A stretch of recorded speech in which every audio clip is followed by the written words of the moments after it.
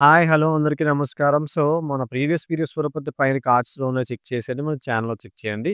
So, ఇవాళ మనం Honda shine kick shaft ఎట్లా ఫిక్స్ చేయాలో చెప్తున్నాను చూడండి. సో, ఫస్ట్ మీరు గనక ఈ వీల్స్ గనక ఓపెన్ చేయకపోతే పర్వాలేదు. చేసినా ఇబ్బందేం లేదు. చాలా సింపుల్ ప్రొసీజరే పెద్దేం ఉండదు దీనిలో. చూడండి ఆ బ్యాక్ సైడ్ స్ప్రింగ్ ఉంది, వాచర్ ఉంది అండ్ ఈ షాఫ్ట్ అయితే కాన్స్టెంట్‌గా ఉంటుంది. ఆ షాఫ్ట్ మాత్రం తిరుగుతుందనమాట. ఆ వీల్ షాఫ్ట్‌కున్న వీల్ ఓకేనా? సో, సాఫ్ట్ ఇదెలా కామన్‌గా ఉంచండి. పైన ఒక వాచర్ ఉంది. వాచర్ అది బయటకి ఊడిపోదు. సో, కానీ ఈ కిక్ షాఫ్ట్ ఎట్లా పెట్టాలి? ఇక్కడైతే మీకు ఒక గాలి కనిపిస్తుంది కదా! కటింగ్ అనేది.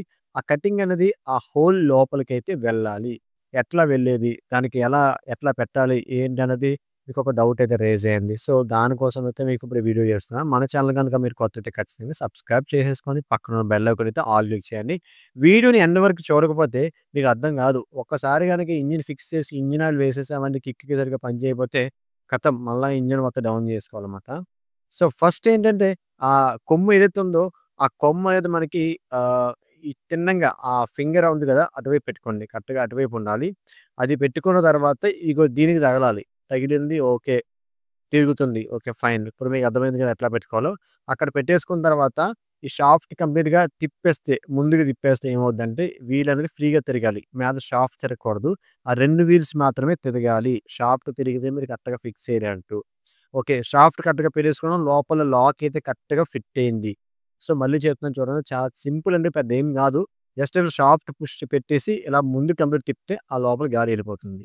ఇప్పుడు స్ప్రింగ్ కిక్ షాఫ్ట్ స్ప్రింగ్ ఎట్లా ఎట్టాలి? ఏముంది భయ్యా ఆ కిక్ షాఫ్ట్‌కి చిన్న హోల్ అయితే ఉంటుంది. చూసారు కదా! ఒక చిన్న హోల్ ఉంది గదా!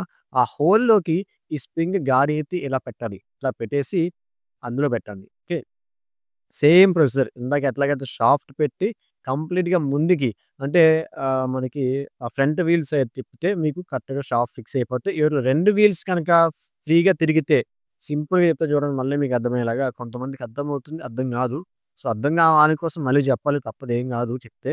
ఆ షాఫ్ట్ పెట్టి కంప్లీట్‌గా కరెక్ట్‌గా మీరు ఫిక్స్ చేస్తే 2 వీల్ ఫ్రీగా తిరగాలి. లేదంటే లేనట్టే. మీరు కరెక్ట్‌గా ఫిక్స్ అయినట్టే. ఓకేనా? సో, ఈ స్ప్రింగ్ ఉంది గదా! ఆ స్ప్రింగ్ అనేది ఇగో ఇట్లా చాలామందేంటంటే ఫస్ట్ స్ప్రింగ్ పెట్టేసుకున్న తర్వాత ఇగో ఈ ప్లాస్టిక్ బుష్ ఉంది గదా! ఆ బుష్ పెట్టుకోవడానికి ట్రై జేస్తారు. అసలు అవ్వదండి. అసలు బుష్ ఫిక్స్ కాదు. ఎందుకంటే స్ప్రింగ్ టెన్షన్ ఎక్కువ ఉండడం వల్ల స్ప్రింగ్ అనేది వన్ సైడెడ్ ఇట్లా ఇబ్బంది పెడుతుంది. ఇబ్బంది పెట్టి చాలా ఇబ్బందయితుంది. ఒకవేళ మీరు ఫిక్స్ చేసేయగలిగితే వెల్ అండ్ గుడ్. ఒకవేళ ఫిక్స్ చేయలేకపోతే చూసారు కదా! మళ్ళా దానికి ఏముందండి. ఆ స్ప్రింగ్ అనేది పక్కకి తీస్తాం. కరెక్ట్‌గా అదంతా కరెక్ట్ ప్రొసీజర్ అయితే కాదు. నెక్స్ట్ సింపుల్ ప్రొసీజర్ చెప్తా చూడండి. ఏముందంటే స్ప్రింగ్, బుష్ ఒకేసారి ఆ షాఫ్ట్‌లోకైతే పెట్టేసుకోండి. పెట్టేసుకొని స్ప్రింగ్ అయితే ఈ కిందన లాక్‌లో అయితే పెట్టుకోండి. ఓకేనా? బట్ ఆ బుష్ పెట్టినప్పుడు బుష్‌కి ఒక చిన్న గాడి ఉంటుంది. ఆ గాడి అనేది కిందన స్ప్రింగ్ అంటే షాఫ్ట్‌కి ఉన్న హోల్‌లో స్ప్రింగ్ పెట్టాం కదా! అక్కడికి వెళ్ళాలది. అక్కడ వెళ్తేనే కరెక్ట్‌గా అవుతుంది. నేను చెప్పాను కదా! స్ప్రింగ్, బుష్ ఒకసారి పెట్టుకున్న తర్వాత పెట్టుకుంటేనే మీకు కన్వీనియంట్‌గా ఉంటుంది. లేకపోతే కన్వీనియంట్‌గా ఉండదు. సో, బుష్ పెట్టేసుకున్నాం, స్ప్రింగ్ పెట్టేసుకున్నాం.